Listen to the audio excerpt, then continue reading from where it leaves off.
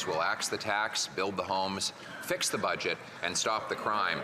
This Prime Minister is not worth the cost after 9 years. He's doubled the debt, doubled housing costs. He's increased spending by nearly 80%. What did we get for the money? The worst per-person income growth in the entire G7 and the worst mortgage debt of all of those countries. When will he realize that the more he spends, the worse things get? The Right Honourable Prime Minister. Mr. Speaker, the Conservatives have been talking down the economy for a long time now without understanding that Canada has actually the strongest macroeconomic performance in the G7. And our perspective is to put that solid footing of the Government of Canada in service of Canadians by investing in housing, by investing in dental care, by investing in childcare, by investing in the supports that Canadians need in this difficult time. His solution is for governments to invest less in Canadians for ideological reasons, to be there less for people when they need it most. The Honourable Leader of the Opposition. Mr. Speaker, more proof that this Prime Minister is not worth the cost. He tells Canadians they've never had it so good. He doubled the debt, doubled housing costs, forced 2 million people to a food bank. He brags that he spends $87 billion on housing programs, and what did it get us? Got us the worst housing inflation of any country in the G7, the second worst out of nearly 40 OECD countries. Why does he always spend the most to achieve the worst? Right. The Right Honourable Prime Minister. Mr. Speaker, I think Canadians will take no lessons from a former housing minister who was in a government that didn't believe in investing in housing. Obviously, over decades, Mr. Speaker, the federal government had underinvested in housing, and it has led to the challenges we're facing now. That is why we are putting, and have been putting in service of Canadians since 2017, the solid fiscal position of the federal government to invest in Canadians, to invest in communities, to invest in housing, to help solve this challenge that people are facing around the world that we are solving despite their trust. The Honourable Leader of the Opposition. Mr. Speaker, he's absolutely right that we did not waste the billions of dollars that he's now put into his programs, but here are the results. The average rent for a one-bedroom when I was housing minister was $973, and we built 80,000 apartment units at that low rate when I was minister. Now the cost has more than doubled. Meanwhile, Stats Canada reports that incomes are down $17,000 per family. Why are Canadians making $17,000 less to pay double the price for a home? The Right Honourable Prime Minister. Here's the question Canadians should be asking the Leader of the Opposition. Given that Canada has one of the strongest economic balance sheets in the G7 right now, country for country compared, should we be investing to support Canadians and create housing with that solid balance sheet, or should, as the Conservative Leader is proposing, we cut programs, we reduce investment, and we do less for Canadians? We should be putting the strong fiscal position of this government in service of Canadians. That's what we're doing. That's what he opposes. Mr. Speaker, the NDP leader was just asking about why the Prime Minister gave tens of millions of dollars in corporate handouts to powerful grocery chains. So the answer, of course, is that he voted to let the Prime Minister do that. Not a single penny of that money could have gone without the vote of the NDP coalition partner. But we learned something else, that this might have been due to the influence of the NDP leader's spokesman and brother, whose company is a lobbyist for Metro. Would the Prime Minister support an investigation into whether or not the NDP leader's spokesman and brother has been unduly influencing the leader of the NDP? The Right Honourable Prime...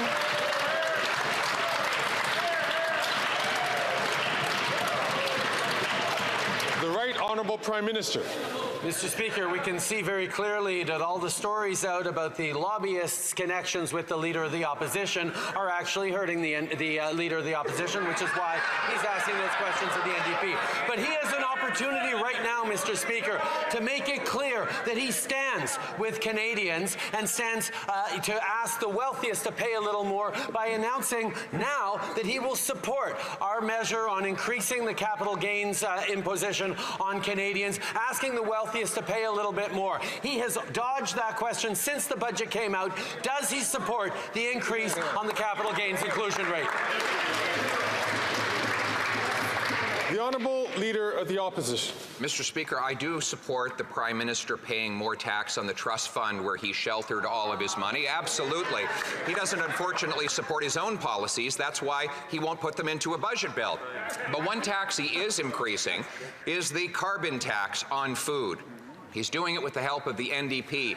We already have the second highest carbon tax in the entire developed world. And yet, if the NDP Liberal government is re-elected, they plan to quadruple that tax to 61 cents a litre on the farmers and truckers who bring us our food. How will Canadians afford to eat, heat, and house themselves? The Right Honourable Prime Minister. Once again, Canadians saw that he avoided pronouncing on whether or not he supports our increase to the capital gains inclusions rate. But in regards to his deflection onto carbon pricing works. We are on track to meet our emissions for the first time at any government in Canadian history. And Canadians get more money back in their pockets thanks to the Canada Carbon Rebate. And families are already using that rebate to help pay their bills and plan their monthly budgets. Meanwhile, the Conservative leader continues to oppose every measure we put forward for both affordability and fighting climate change. Hear, hear. The Honourable Leader of the Opposition. Mr. Speaker, this Prime Minister, just like his carbon tax, is not worth the cost. The tax is already up to 17 cents a litre, higher than he promised it would go. And he plans to quadruple it further to 61 cents a litre. This after it is a proven environmental failure.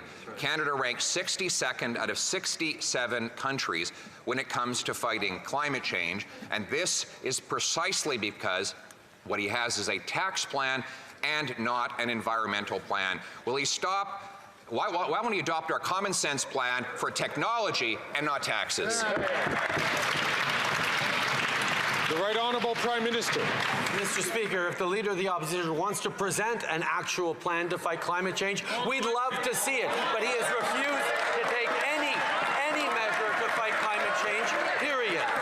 He even doesn't recognize that pollution has a cost, which will only keep rising if we don't fight climate change, with extreme weather events and health impacts increasingly impacting on Canadians. Indeed, the Conservative leader thinks it should be free to pollute, and that we shouldn't be giving more money to Canadians through the Canada Carbon Rebate. We will continue to have an effective plan to fight climate change that is reducing emissions and putting more money back in Canadians' pockets with the CCR. The Honourable Leader of the Opposition. Mr. Speaker, since the Prime Minister introduced his carbon tax on the farmers who grow the food and the truckers who ship the food, it has raised the price on all who buy the food, with a record-smashing 2 million visits to food banks every single year. 50% of Canadians buying food past best before dates. 20% of them have gotten sick as a result of it. The Prime Minister promised that he was going to help the middle class and those working hard to join it. Now, the so-called middle class can't afford food in homes. Is that what he meant by help? Yeah. The Right Honourable Prime Minister. Speaker, according to the Parliamentary Budget Officer, 8 out of 10 Canadians, middle-income and lower-income Canadians primarily, do better with the Canada Carbon Rebate that lands in their bank accounts 4 times a year because of the price of pollution. But if the leader opposite actually cared about affordability and supporting vulnerable Canadians, he'd be standing up to support our measure on dental care, which has now delivered dental care to 30,000 vulnerable seniors across this country already in just a few weeks. He would be supporting our initiatives to help families. He'd be supporting our initiatives to help with childcare. The Honourable Leader of the Opposition. Oh, we have to do this all over again with him. The Parliamentary Budget Officer produced a report. I'm going to read the title so that he can Google it right now, Mr. Speaker. It is called the Parliamentary Budget Officer's Report on the Distribution of Costs and Benefits under the Carbon Pricing Program. He can look at page 3, where every single province that has the tax sees middle-class Canadians and 60% of families paying more in tax than they get back in benefits. Why won't he get to know the facts and axe the tax?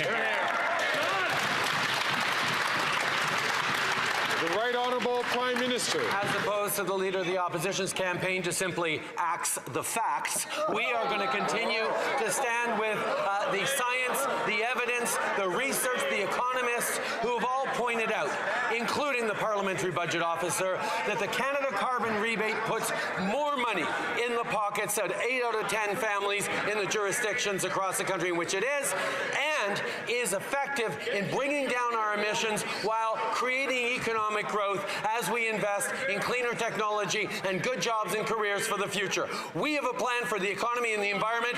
He does not. I'm going to ask members, please. I know sometimes that members don't like hearing the question or the answer, but I'm asking all members, please, the only one who is standing up to, recognized by the Speaker, has the right to stand up and to ask a question. The Honourable Leader of the Opposition. Mr. Speaker, with his comedy routine, I was going to say that he shouldn't quit his day job, but actually, he should quit his day job.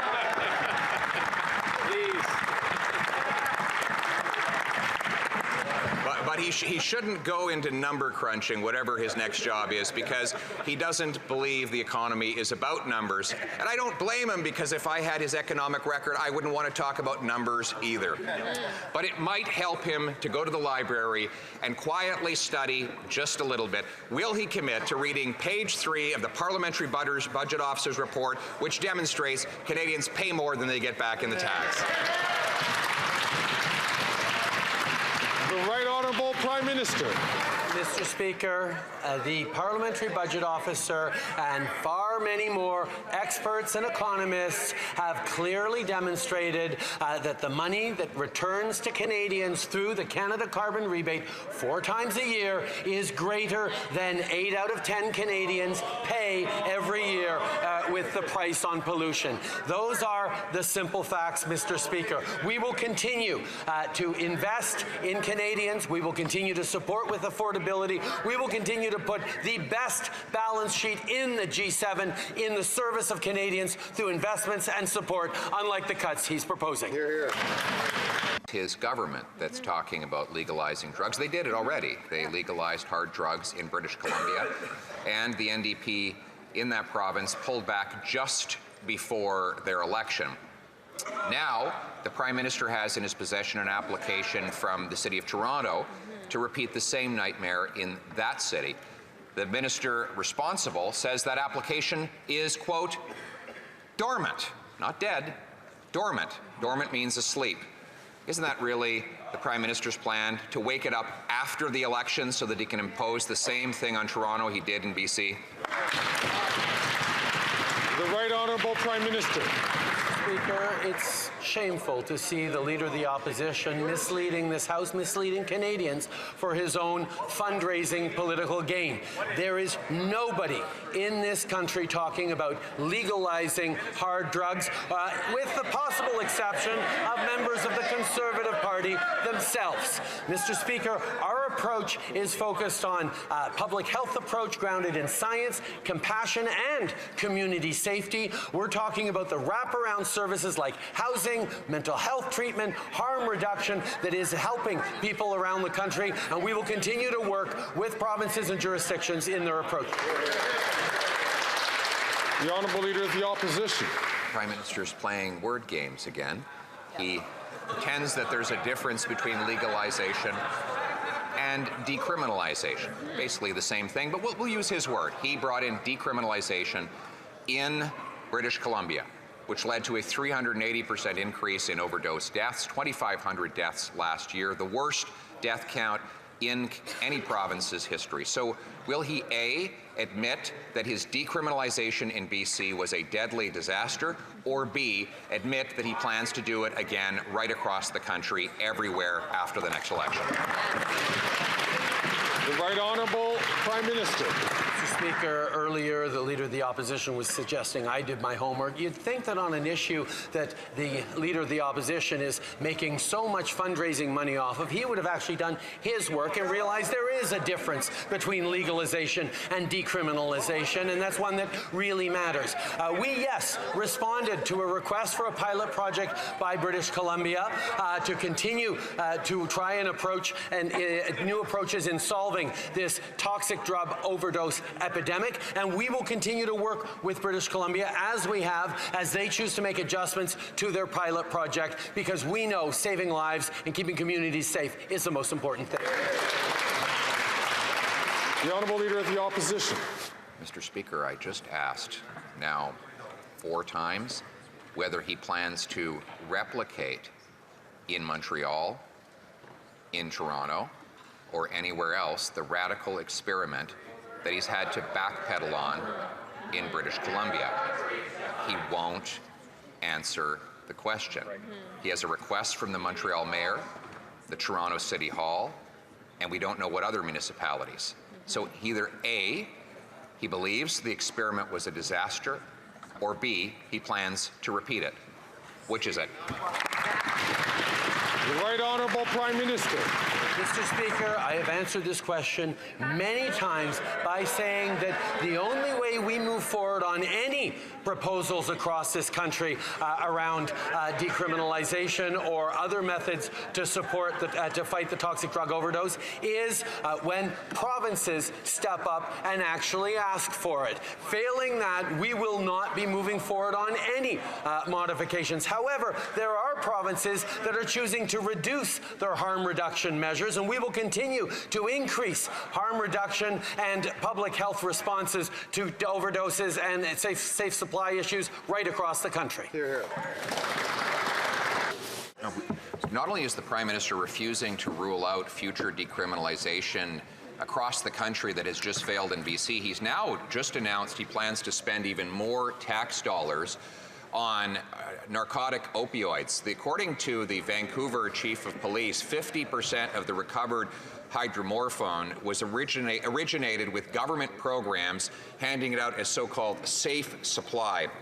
This program has led to a 166% increase in drug deaths across the country since it was brought in. Why won't he accept my common sense plan to stop giving out deadly drugs and start giving out treatment? The Right Honourable Prime Minister. Mr. Speaker, the Leader of the Opposition proposes to return to the failed Harper-era approaches on opioids that their own former advisor, Benjamin Perrin, called obsolete and immoral. Mr. Speaker, over the past number of years, we've invested in a compassionate, science-based, evidence-grounded approach that includes harm reduction, that includes approaching with a public health lens on this. It also includes investing in housing, in mental health supports, in frontline workers, in addiction treatment and recovery programs. These are the things that move us forward, Mr. Speaker. The Honourable Leader of the Opposition. Mr. Speaker, when we were in government, there were 60% fewer overdose deaths. This problem accelerated after he brought in these radical programs that are not done anywhere else to give corrupt pharmaceutical companies money to hand out more drugs. David McAvoy, an addiction outreach worker right here in Ottawa, says that he witnesses the so-called safe supply clients diverting their taxpayer-funded drugs to the black market, and that they are given, quote, an insane quantity of drugs. Will the Prime Minister stop giving out insane quantities of heroin-grade opioids and start bringing treatment so we can bring our loved ones home drug-free? The Right Honourable Prime Minister. Mr. Speaker, I don't know that any Canadian would think that adding more ideology to our approach to public health. Dealing with the opioids epidemic is a solution, and yet that's the only thing that the Conservative Party seems to offer. We will continue to be grounded in a compassionate, science-based approach that works with local partners, that attempts to provide the kinds of wraparound services, whether it's housing, whether it's healthcare, whether it's addiction treatment and recovery, whether it's culturally appropriate services for those who need it. We will continue to be there to help heal people, not imprison them. The Honourable Leader of the Opposition. They are there to help kill people right now. That's exactly what they're doing. And, Mr. Speaker,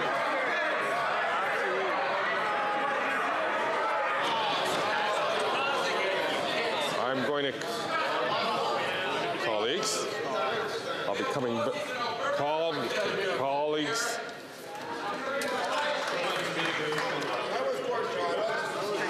We are going to, the Speaker will come back to this issue. I'll allow the Honourable Member to continue his questions. 24 seconds on the clock. not only is his policy killing people, but this Prime Minister is by far the most radical ideologue who's ever occupied that job. Yes. But always with these radical policies comes profiteering. The companies that are making the money off of the opioids that are funded by Canadian taxpayers, and it is indeed sick, Mr. Speaker. Will the Prime Minister agree to release all of the contracts for those pharmaceutical companies? The Right Honourable Prime Minister. Mr. Speaker, we are facing right across the country a toxic drug and opioid epidemic that is taking lives left, right, and center, that is hurting communities, that is hurting family members who are losing loved ones at an alarming rate that is something we need to respond to. And we have continued to work jurisdiction by jurisdiction in thoughtful ways to try and do everything possible to both keep communities safe and to keep families from suffering these further losses and support people struggling with addiction. We will continue to be grounded in evidence and support. Right on. The Honourable Member from... After 9 years, this Prime Minister is not worth the corporate crime and corruption. According to the Criminal Intelligence Service, there is $113 billion a year of money laundering. That's the equivalent of twice the entire GDP of Nova Scotia. And that money laundering, all of it here in Canada, drives up housing costs, it pays for drugs and stolen cars. Why is it that the Americans had to be the ones to catch TD and charge them with money laundering linked to fentanyl? Why didn't our federal government crack down on that? The Right Honourable Prime Minister. Mr. Speaker, this is obviously a very concerning situation. We're making sure that all the appropriate authorities are properly engaged. We know that we need to continue to invest in our national policing. We need to continue to invest in our intelligence services, and that's exactly what this government has been doing and will continue to do. Unlike the previous Conservative government that cut policing, that cut intelligence services, we will continue to be investing in keeping Canadians safe, in countering the rise of organized crime, and in making sure that people are confident about the future we're growing into.